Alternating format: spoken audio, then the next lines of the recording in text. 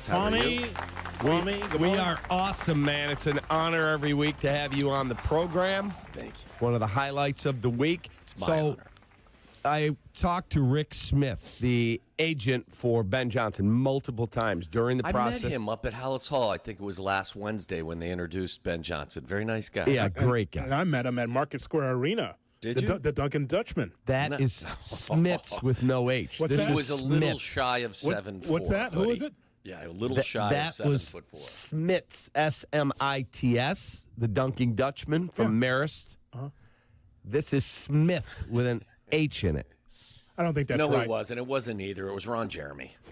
I don't think that's right. But Wow. go ahead, Cap. My question is, Rick told me, and he's told others in the media this, that the Bears process was the best he's seen in the NFL in a heck of a long time, and that the key to the whole thing, he said no other team did this with any of his clients. When they went on Zoom, because you had to by rule, the first part of the interview was Poles and Ben Johnson, just the two of them. Can we work together? Are we on the same page? And he said, 100% we're on in lockstep. And now they went to the Zoom with a very select group that was in on the committee, and he said, absolutely. And Ben woke up Monday and called him and said, get a deal done right now, Chicago. Let's go. I saw Rick was on Bill Zimmerman's podcast, I think, and I saw there was and Rick had a lot of things to say that were very encouraging for sure.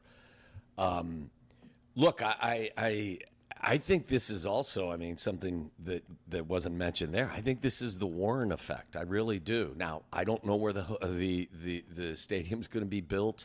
I don't know about a number of other things. I do feel strongly, though, that this deal isn't done, and they don't come to terms at the number that Rick was asking for his client without Kevin Warren, walking into George's office and saying, hey, look, it's 2025. If you want to compete in this league consistently, then you have to hire the best people and you have to be willing to pay fair market value.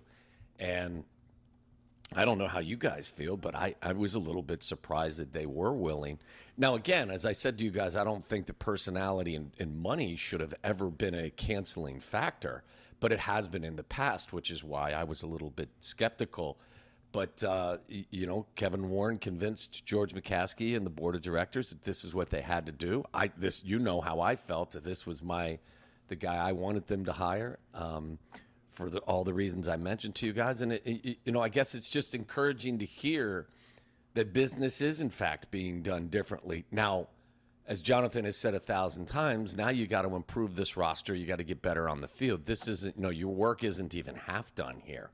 You still have a ton of work ahead. But, I'm very optimistic that things are pointed in a different direction. But it's cautious optimism, and they've earned that skepticism from me. I think that's fair, Tommy. I want to ask you about the Washington Commanders because they were on a heck of a run. They ran into a buzzsaw, obviously, and now the Eagles are in the Super Bowl. But when you look at what Ron Rivera did with Washington, got them to the playoffs once, and then Dan Quinn comes in, they get Jayden Daniels as a quarterback.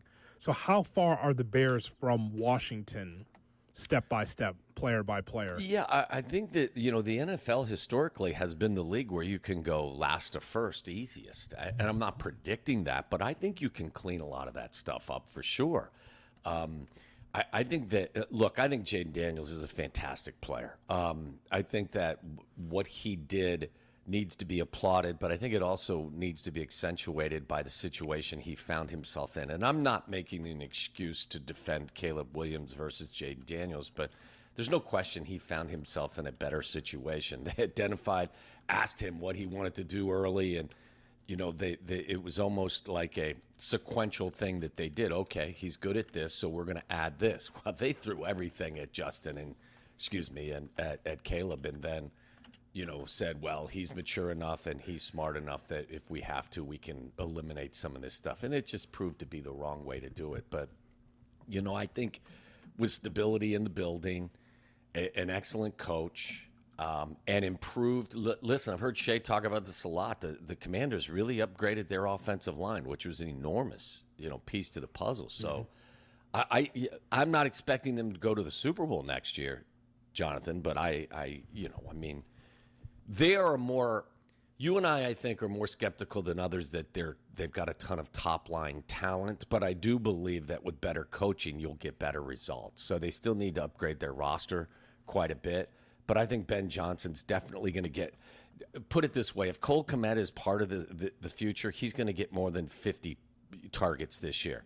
DJ Moore is going to average better than 9.8 yards per catch. You know, like some of those things – Caleb Williams is going to complete better than 61.5% of his passes. That I'm very confident in because of better coaching. But, you know, you've got to have the talent to go along with it.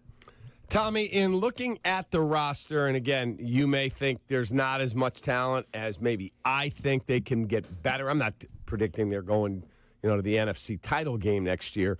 But I do believe that with a upgrade here, better center, get yourself a really good, hard-nosed offensive lineman at the guard spot. And then he wants to upgrade the speed, I'm being told, as opposed to, Keenan's a great route runner. He's a veteran present. They want more speed on the roster.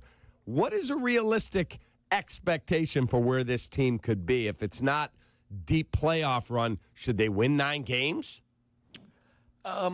You said you think the talent's pretty good, Cap. No, I didn't say. I said it's better than you and Hoodie but say. I'm just saying, and then you listed several areas where, look, I would add the tight end position there. I think Cole can really, be a contributor for this team. But if speed's an element that Ben Johnson's looking for, you may find that they'll add another tight end that is more of a vertical threat than Cole, which is another the puzzle, which is what I think they were trying to do with Gerald Everett, but it didn't work out. In this league, they're not a 5-win team. They were just a complete dumpster fire and ended up with 5 wins. So to say that they would win 8 or 9 games next year, I don't think is a stretch. I don't think they're going to be, the Vikings of 2025 and win 14 games, but I wouldn't rule out them winning 8-9 games for sure. I don't understand when teams are successful why a fan base has fatigue, because I always think, if it's the Bears, we would never be fatigued by the Bears winning. I always think it's just because it's not your team where people are concerned about, this team's winning too much. Golden State with their run and what's happening with the Chiefs right now. I appreciate the greatness, because to me, that puts a lot of pressure on a lot of teams saying that this is the way they do it. They do it the right way. So what are you doing? It makes you look even less than. Yeah, I don't know about everybody. I love dynasties. I do. I mean, whether it was, the Blackhawks back in the day or, it was the Patriots and 49ers going back. I like it. Not to mention, I think the Chiefs are tremendously likable. I like Patrick Mahomes. I like Andy Reid. I like Spags. That group is, to me, is a likable group. I don't know. I don't know. Now, I guess we talked about this yesterday on the show. I think I asked Sylvie, if you were going to your 3rd consecutive Super Bowl, or how many of these Super Bowls as a Chiefs fan would you be willing to, pony up the cash for and go? Or would you, because it's kind of a common occurrence, that you would just sit at home and be thrilled about it, but you wouldn't make it a destination? Same thing with the Eagles. The Eagles have been in, won a Super Bowl several years ago. This is the 3rd or 2nd time they've been in 3 years. So I kind of can understand why the ticket prices are a little bit depressed now versus if it was the Bills and somebody else. But I saw, Tommy, I like Andy Reid. I think they're a very likable group. I thought the Patriots were super unlikable. I rooted against them. Yeah, Cap, I agree with you there. The Chiefs are a more lovable, likable team. But sometimes also it's fun to watch teams try to take a shot at the bad guy on the block. And I just think the whole concept, again, I don't know how you guys feel. Maybe you feel like it's better for everything and, the sport for it just to be kind of a rotating champion. I think it's great. And I love that teams are trying to get over the hump. And I do feel bad for Bills fans in certain ways. But, that cat in Kansas City is unbelievable. And some of the calls that Andy was making and then the defense that Spags is dialing up, I love that. Come get us. You know what I mean? Mm-hmm. I love that aspect of this game. So I'm with you, Jonathan. I don't get all the hate. I know Carm was talking about like his son, and I think Sylvie's one of his sons also has kind of, they're anti-chief right now. There's a feeling that they get all the calls and everything is pointed their way. I get all that. But I like it. Maybe I'm in the minority. I like the concept of a dynasty and everyone's trying to knock you off the perch. In terms of back to the Bears, do you think it's a big deal that Poles and Ben Johnson are in Lake Forest trying to finalize the staff? They have 14 members of the front office / scouting and coaching staff in Mobile for the Senior Bowl, and yet there are people going, what are you doing? Why are you not down in Mobile? I've been to those things in basketball. You know what they are? They're like a convention. I had no problem with it. Yeah, I think that, I think there's a benefit to it, though, in certain ways. You get hands-on, a feel for it. I mean, I think it's even better when But getting the staffs put together is more important. Oh, yeah, no, I don't have a problem with it right now. I mean, look, I'm sure they've got somebody down there. The person's just not wearing a Bears, windbreaker. Yeah. I agree with you, though, Cap. I think it's much more important to get your staff organized. And I'm impressed by what, they've been able to do. I think the hiring of the offensive line coach is something really to keep an eye on. I think it's going to be very, very important. It's the one thing that I keep looking for every morning when I wake up. But yeah, I'm not twisted by them not having a bunch of people down there. Maybe there'll be representatives from the Bears later this week, maybe today or tomorrow. They got 14 down there. Yeah.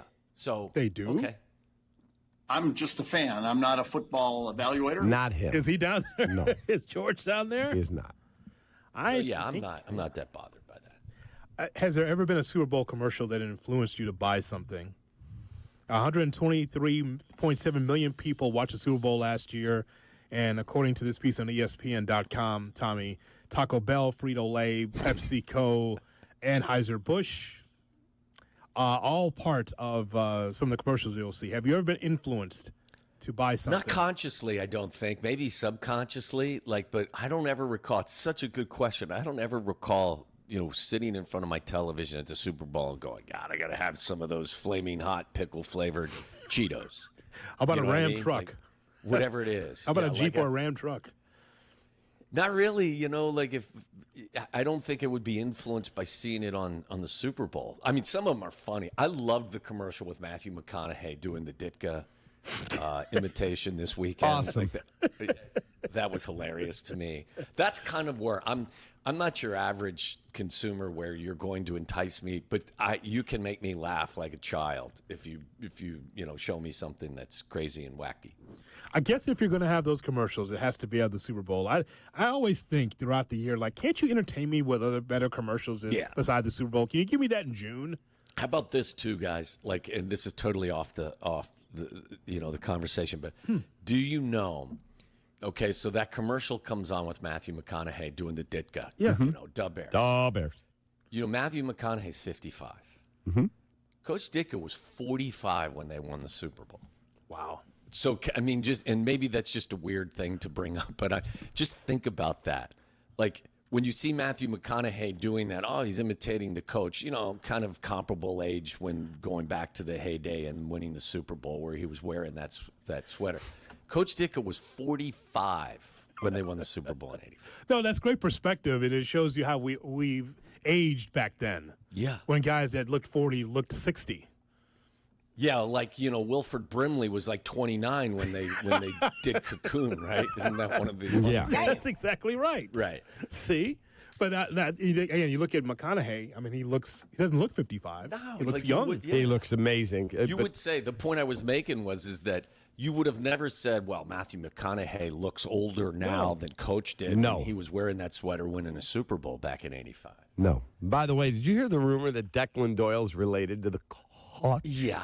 I don't think that's true. I don't either. It says he's, I think that the rumor was it was his nephew. I said it's more likely Vic Fangio's his nephew than Declan Doyle. I mean, from the age standpoint, it would have to be one of those great nephews, not... there's a 50-some year age difference, so I don't know. God, I hope it's true. That'd be amazing. Let's go to Declan Doyle's. It's a great place over there on State. I think I that'd think be it'd be awesome. funnier if Vic Fangio was his nephew. It'd be even better. Hey, man, have a great day. I love it. You too, fellas. Be good. We love you. Thank you, There he is. Tommy. The You're great welcome. Tom